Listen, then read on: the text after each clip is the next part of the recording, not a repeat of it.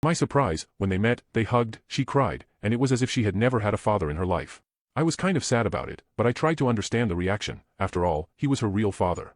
The bigger problem was on the day of the wedding, where I had the biggest disappointment of my life.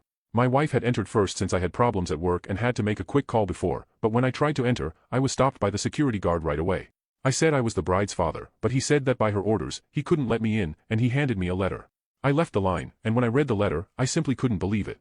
She said she loved me and respected what I had done for her all these years, but I simply wasn't her real father, and she wouldn't let me in because her real father would walk her down the aisle, not me, and she preferred him not to see me to avoid making him uncomfortable.